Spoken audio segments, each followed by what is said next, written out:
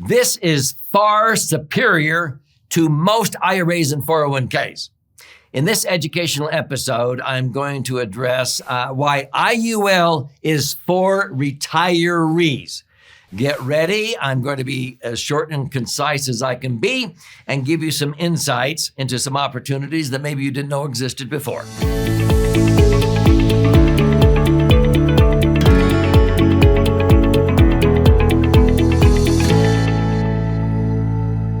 So I'm Doug Andrew, and I've been a financial strategist and a retirement planning specialist now for nearly 5 decades. If you've watched very many of my educational episodes on this three-dimensional wealth channel, you will quickly learn that one of my favorite financial vehicles for people preparing for a comfortable retirement is a max-funded indexed universal life insurance contract, structured correctly and funded properly. If it is deemed a laser fund. Laser is an acronym that stands for liquid assets safely earning returns. Those are the key elements of a prudent investment: liquidity, safety, and rate of return. And so a lot of times retirees outlive their money because of 3 big dangers: taxes, inflation, and market volatility. IUL is my favorite vehicle because it eliminates those dangers. It makes them immune from it. And you are able to maintain liquidity, safety, and earn predictable rates of return. But you don't have to worry about taxes going up because it's tax-free. You link your returns to the things that inflate because you don't like inflation any more than anybody, but it doesn't hurt you because I've always earned a rate of return equal to or greater than the inflation rate at any given time, even when inflation hit 15% because of COVID-19 and the year after. Okay, many of our clients locked in gains of 25 and 61% on their IUL that year. And then it earns a predictable rate of return. Not pie in the sky, 61% year in and year out, but average returns of usually 11, netting 10. If you structure it correctly and you diversify and you reallocate or rebalance every single year. You can earn 11 and net 10. If you don't do that, most IUL, if you're lucky, might earn 7 or 8 and you net 4 or 5. And that's why there's so many critics out there, because they're looking at IUL that was structured wrong. Well, so how do we use it for retirees? Again, I like to sometimes use metaphors. So let's call this a race, $1 million dash. And so the goal is to cross the finish line with $1 million net after all taxes and fees. So let's go through 5 different savings alternatives to explain the difference. The first one would be like walking around the racetrack to hit your goal. I don't recommend it, but frankly, this is the most common way that Americans save. The worst way is the most common way. This is where most Americans save money in taxed as earned investments. They take after-tax dollars and they put it into a bank or a credit union after paying taxes, or a mutual fund. And then every year, the bank, credit union, the mutual fund sends the 1099 or the 1098 or whatever they're having to pay interest on. The 1098 is actual mortgage interest, but usually you're having to pay tax on interest or dividends every single year. That's being taxed as earned. Why is that so bad? Okay. If you understand compound interest, a dollar doubling 20 times, a dollar doubles to 2, okay, 4, 8, 16, 32, 64, 100, right? Okay, a dollar doubling 20 times will be worth $1,048,000 times that, or $1,048,000 when you have a dollar doubling 20 times. Now, that's totally if it's tax-free, which is the best way to save. If it's taxes earned, that dollar doubling to $2, and even in a 25% tax bracket, you pay 25 cents in tax on the dollar, so you only have a net of $1.75. That $1.75 the next year doubles to $3.50. You pay tax on that. Guess how much you'll have instead of $1 million at the end of 20 periods? 72 grand. 7.2% of what you could have had. In a 33% tax bracket, you'll only have 27,000, 2.7% of what you could have had. That's why I call it crawling around the racetrack. But that's the way most Americans save, taxed as earned investments. Let's go to walking around the racetrack. This is where people take after-tax dollars and they put it into a tax-deferred vehicle like an annuity, a non-qualified annuity, that then accumulates that money tax-deferred. And then when you take it out down the road to avoid a 10% penalty after age 59 and a half, and now you pay tax. Oh my heavens.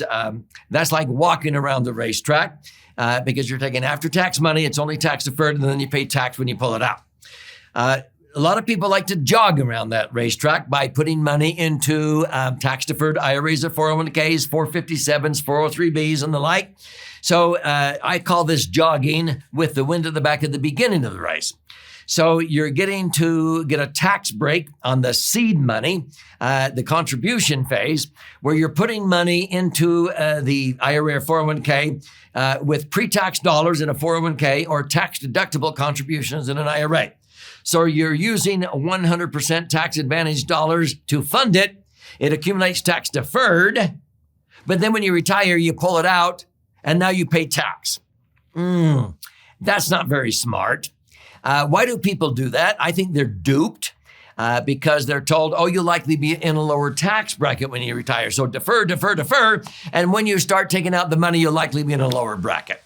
Well, that has not been true or axiomatic for more than 30 years. Most people who save money, the savers, are not in lower tax brackets when they retire. Why? Because they've been killing their tax deductions along the way.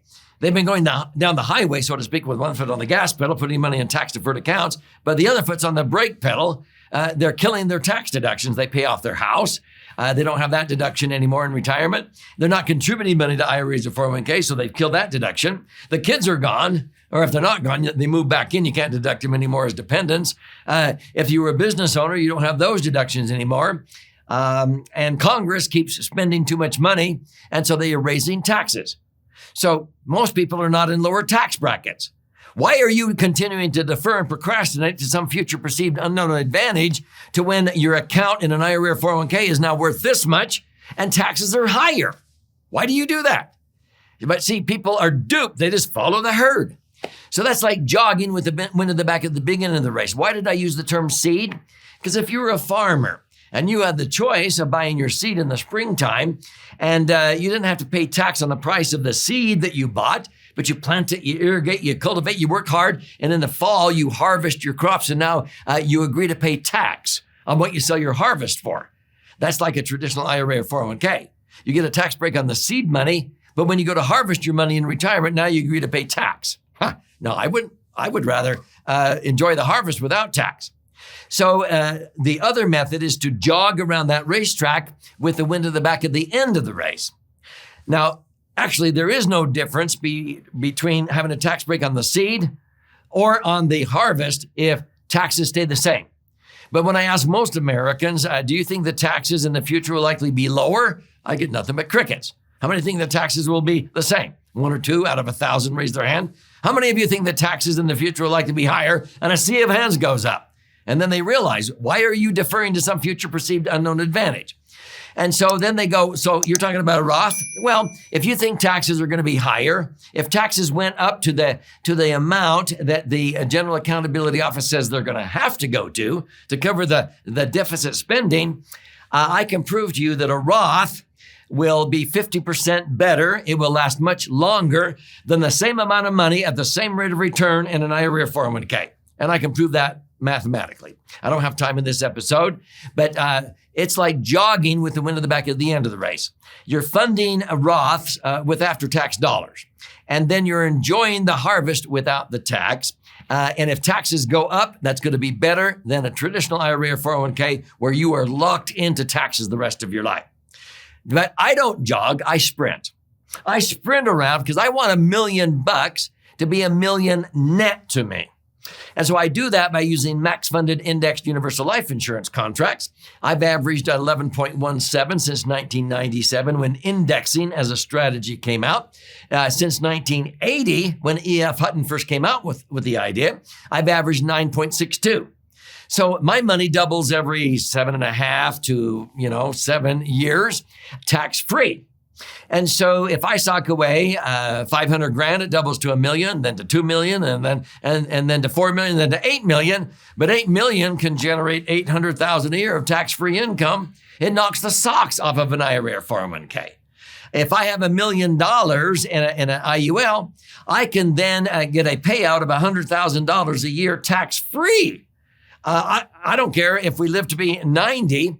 That is a $3 million better retirement account than $1 million in a taxed as earned account, or in tax-deferred IRAs or 401ks. Tax-deferred IRAs or 401ks, you have to pull out 50% more to net the same 100,000. You'll be out of money in 11 years.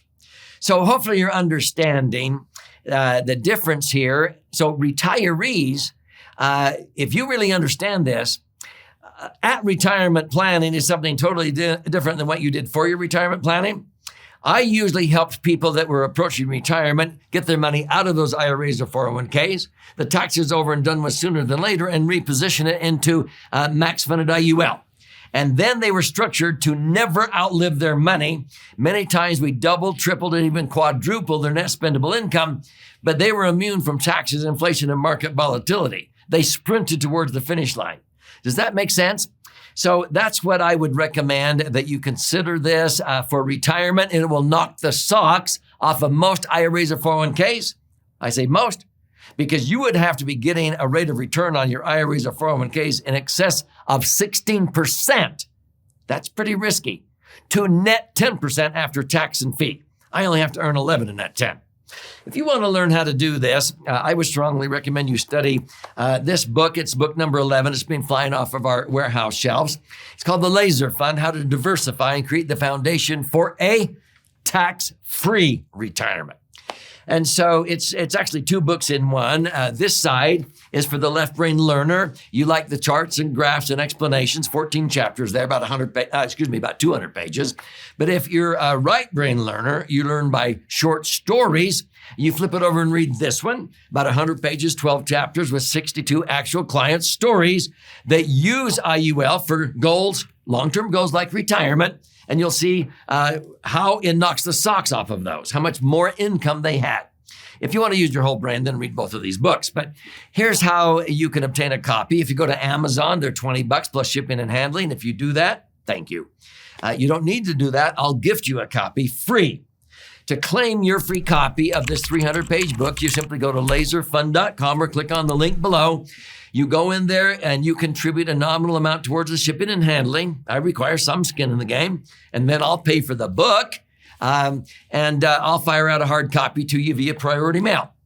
If you like to listen and learn or watch and learn, there's audio and video formats. They're available to you also.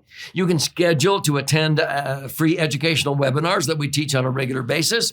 But if you want to even schedule an appointment with an IUL specialist that I oversee that will show you how to do this correctly for goals like retirement, you can do that at no cost, no obligation, because if you don't use a professional who knows how to do it right, instead of earning 11 and netting 10 at the end of the day, you might only earn 7 or 8 and net only 5 or 6 cash on cash.